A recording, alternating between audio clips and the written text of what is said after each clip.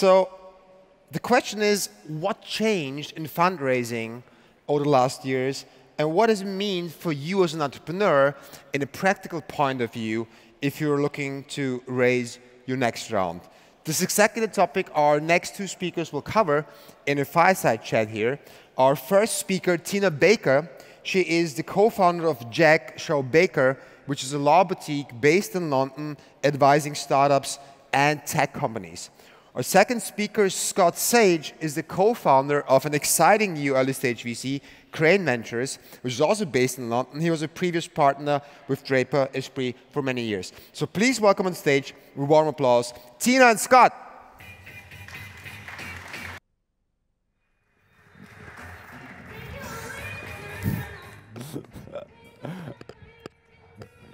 No. Yes, hi. Good morning. Good morning. Well, good morning. My name is Scott Sage. This is my friend and longtime collaborator, Tina Baker. We're very excited to be back in Vienna. We met lots of great entrepreneurs last night. The last few days have been fantastic. It's incredible to see how much the local ecosystem has changed, which I think is really a testament to what's happening in the European technology sector. So as Chan mentioned, I'm a co-founder at Crane Venture Partners, which is an early-stage fund based in London. We invest purely into pre-Series A, enterprise, and data-led companies. And we work side by side with founders, helping them to figure out how to design new business models around data-centric enterprise products and how to internationalize out of their first local market, typically after a first couple of million of annual recurring revenue. Tina. And I'm Tina Baker, a lawyer based in London, working with a firm that I co-founded 5 years ago that advises tech companies and investors on financing intellectual property and commercializing intellectual property. So our mission is to help companies raise money and then sell themselves.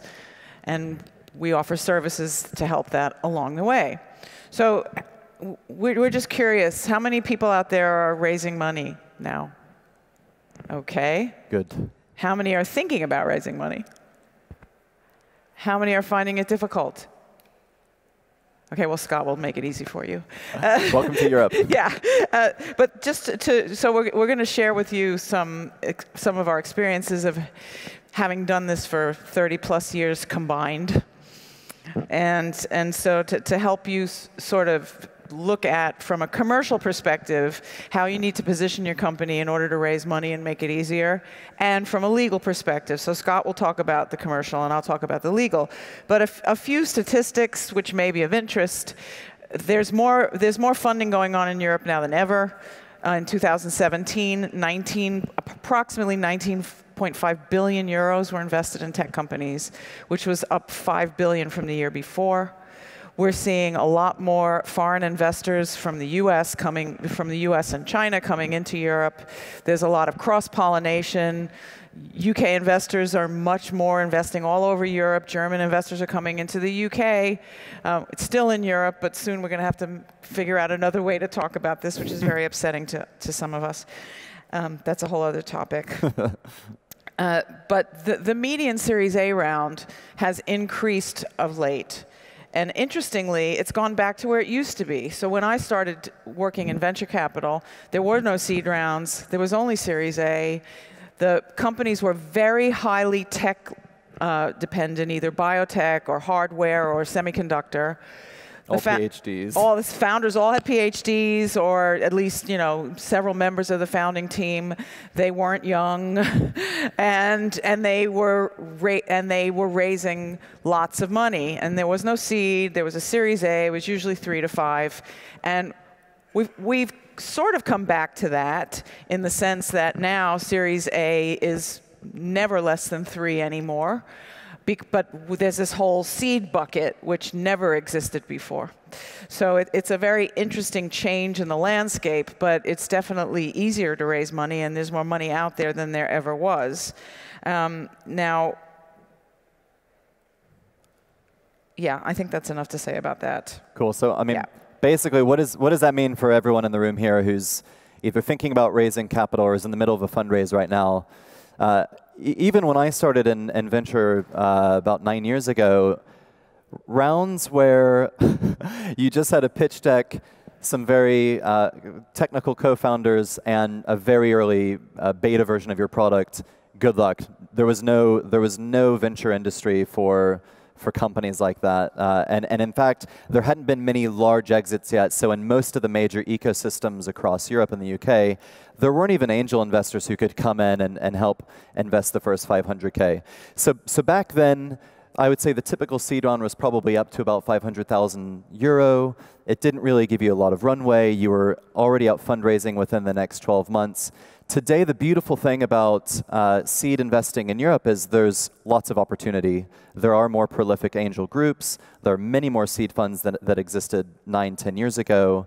And the average round is up from 500K to anywhere between 1 and 3 million. And so if you think about the implications for your own business of extending the runway, enabling you to achieve not just 1, but maybe 2 or 3 major milestones ahead of a next major round of fundraising, then that means your valuation's hopefully going to go up, and it gives you much more chance of success early on. And so moving mountains with raising a seed round's no longer an issue. And don't get me wrong, it's still hard, and you have to put a lot of work into it. And so really, what have Tina and I learned over the last 30 combined years of advising startups at this stage? I guess there are 2 things that I would want to get across to you commercially on preparing for a fundraise. And the first part is that exactly you have to prepare and plan. I would say up to 25% of the entire fundraising time should be spent on the preparation. And the second thing I would say, and this is even more important than the preparation, is you have to be able to tell a very clear and concise story, one with a beginning, a build-up, a kind of a zenith, and a conclusion where, halfway through, the investors are kind of leaning across the table and want to hear more about your solution. And so on the preparation piece, the 25% or up to 25%, that's more than just having a pitch deck. It's who are you going to speak to? Is this an angel round? Is this a seed round? Is this a venture round that's more of a pre-Series A?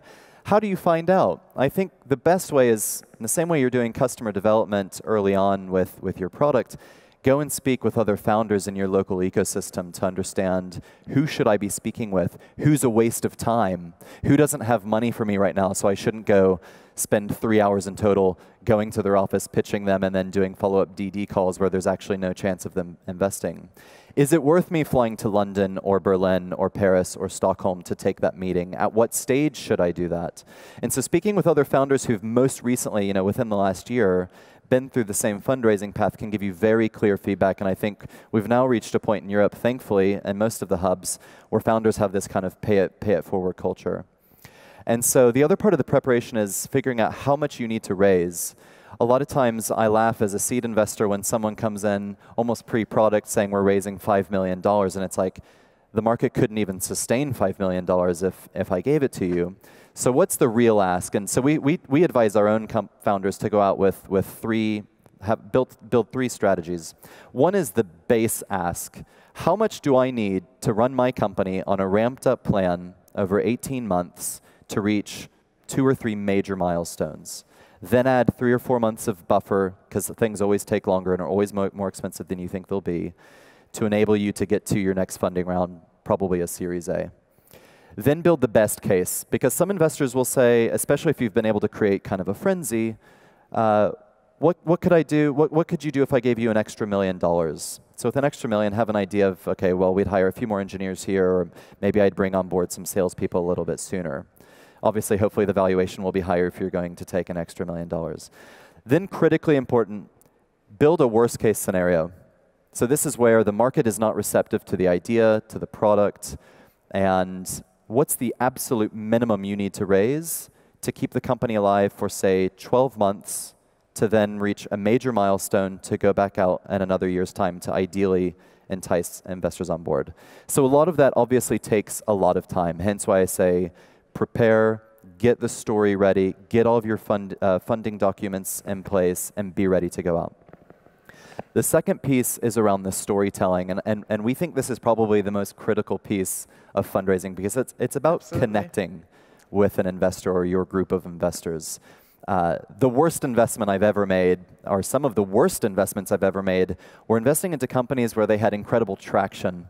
Either revenue was increasing very rapidly, or for a consumer company, the consumer onboarding was growing very quickly. When I look back, the more durable investments I've ever made were into companies where actually very early on it was very clear that the founder or founders had a very sense of what they were building and told a very clear story around why this product needed to be in the market, why they were the best team to build it. And we love at Crane founders who we call them disciples of their industry. These are founders who know almost everything about their little niche where they're building a product and can explain why this is going to develop into a new category. So how will the current perceived competitors come in and try and kill you?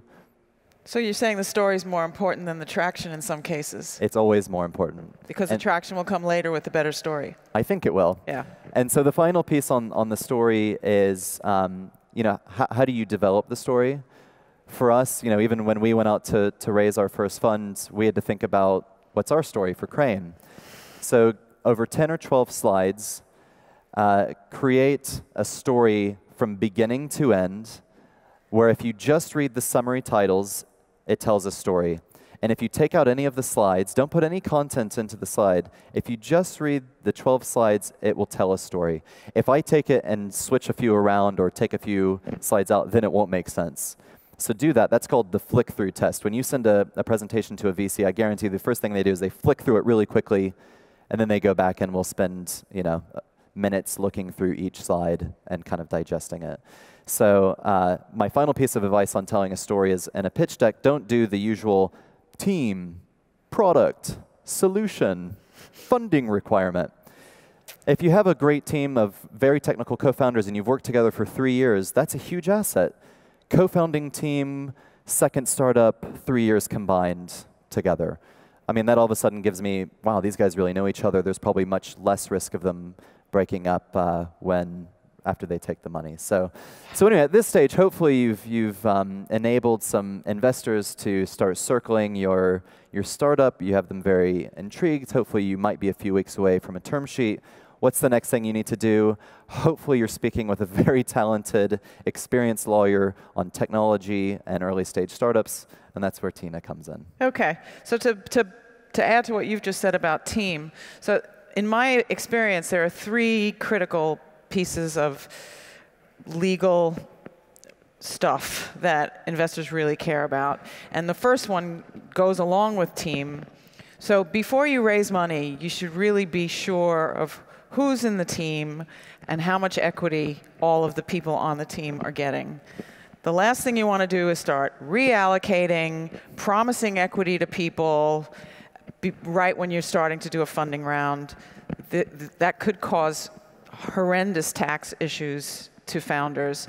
So best case scenario is you set up a company, you allocate the shares amongst the founders in the way that it's going to work. And if you're bringing on a couple of advisors or some tech people and you want to give them some equity, that's done in the beginning. There should be vesting on these shares, and this is something that we find many early stage companies don't want to think about. But in any case, you have a company that has more than one founder. This is not an investor issue. This is a company issue. And the last thing you need is to have one of your co-founders decide they want to leave the company or, God forbid, get killed, or have a massive accident and be unable to work, and they own 50% of the company, and you have nothing on paper as to what's to happen to those shares. So our advice to startups is, even before you take in investment, you should actually have some agreements between the founders as to how the shares might get reallocated should someone leave or do something really horrible like get arrested and go to prison or die. This happens, unfortunately. So that's the first point. And so from a tax issue as well, when you issue the shares at the beginning, there's no problem. Company has no revenue probably, well, it wouldn't because you're just starting the company. The company has no revenue, so you have no issues about this. But the second you start talking to investors and getting term sheets that put a valuation on the company, all of a sudden, however arbitrary that is, taxing authorities will say, oh, these shares are actually worth something. So if you then, right before the funding round, decide to bring on a third co-founder and give them shares, you're potentially going to have some real issues. And this is one of the things that slows down funding rounds. I can't tell you how many times some of our clients have actually waited for 2 months before going out to pitch investors because their tax advice was, you'll get screwed. So I know that it's not intuitive. Tax is never intuitive in my experience. So I would always say, when you're setting up a company, even if you can't afford to pay a lawyer, I would try to find someone to just have a conversation with to discuss what you're planning to do. And you might actually have to bite the bullet and spend a couple of grand to set things up the right way. I would always recommend that. So that's the first thing. So the share capital is the most important. And also to not promise shares willy-nilly to people out there. I've seen so many people do that, and it's just a mess. And so the investor's going to want to know that the share capital is what you're going to give them a cap table. They don't want anyone else to all of a sudden pop up out of the woodwork while you're in the fundraising process and say, wait a minute, you promised me 2%. It's going to really derail things. So that's the first thing. Second thing, which is critical, is intellectual property. And that is your brand, your domain name, any code you're using, platform. If you're doing hardware, you might have some patents, you have know-how. And so who developed that? And are there any documents which reflect that that intellectual property is actually owned by the company? In most cases, unless there's a clear contract, the person who created it is deemed to own it under the laws of most jurisdictions. Now, I can't obviously give you a pan-European view, but in the US and the UK, an employee of a company is deemed to have assigned anything he creates for the company to the company.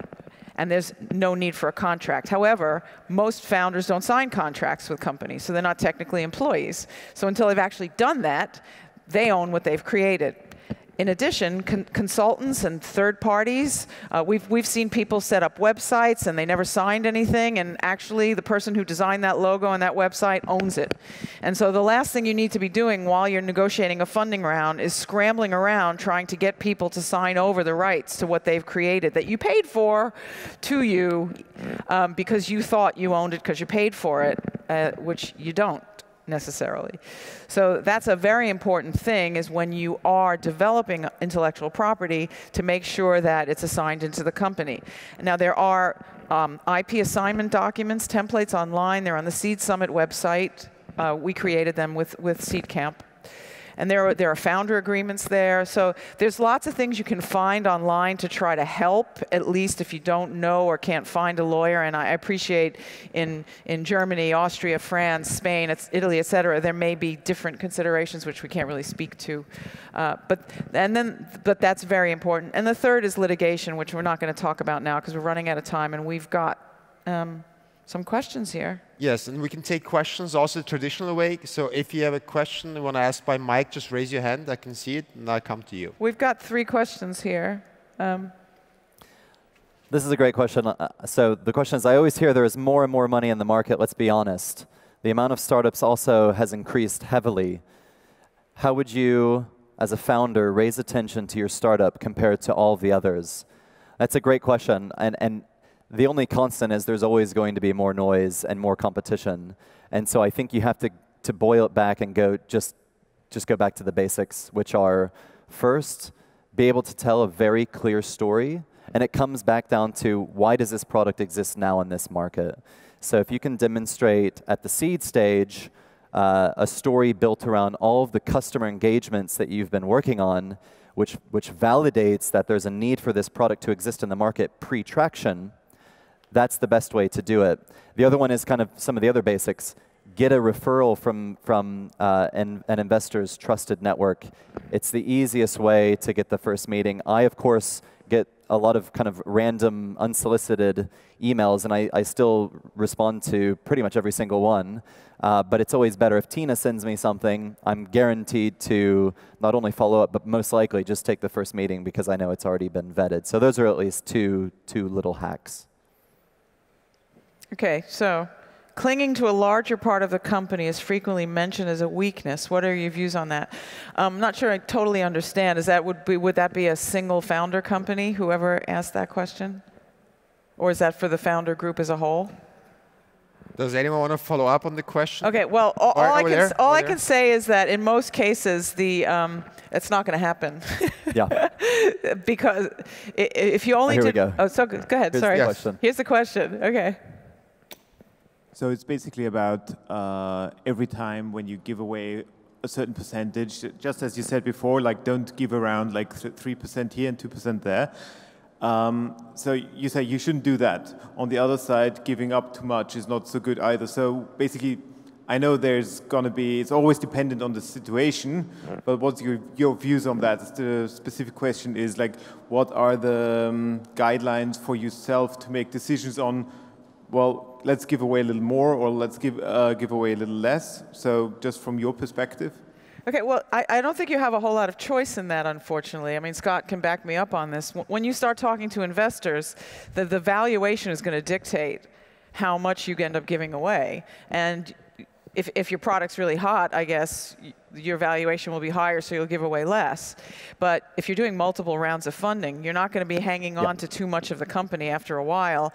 And a lot of our clients we end up having to top up the management teams with options when we get to Series B. And the founders and the investors are happy to do that because they obviously want the founders to have skin in the game and to feel incentivized. So they don't want them to hold too little, but unfortunately, sometimes your first valuation is going to be not the greatest. Listen, not everyone's Mark Zuckerberg. I have so many people come into my office and say, get me what Zuckerberg had. And all I can say is, A, I don't know what he had because it's the US and it's all private documents. But, well, actually now they're public. It was a lot. Yeah, it was a lot. But B, that's an outlier. I mean, but there are two areas, I guess, where you could control for that. The first is when you're first setting up the company and how much equity you decide to give away to early employees. And I would say go and speak with other co-founders and investors in your local market to figure out what the market norm is to attract the best talent, right? And it's always about getting to the next milestone. So don't be fixated on valuation because I've seen that kill more companies as opposed to just moving faster. That said, keeping my VC hat on, and advising founders, I would say for a seed stage, you should try and never sell more than 20% of your business. And I know that's hard in certain markets in Europe where VCs tend to dictate the terms more than founders in that market. And if that's what it's like, then bite the bullet. If that helps you get to the next stage where you can raise the Series A, fine. For us, what Tina mentioned, topping up founders at Series B, or sometimes even A, if they've done, because we see some companies do 3 seed rounds before they go to A. Just remember, later on, there are still friendly investors who will look at the cap table and realize that in order to build a big, successful, durable business, founders still need to remain a good chunk of the business, so they will always be topped up in good faith to continue to stay incentivized. All right, so Scott and Tina, we're out of time, but just one last question. If you can give like an answer of one sentence each. What's typically the biggest mistake startups make when trying to raise money? One sentence. You give that one. There's so many, or? That's so many.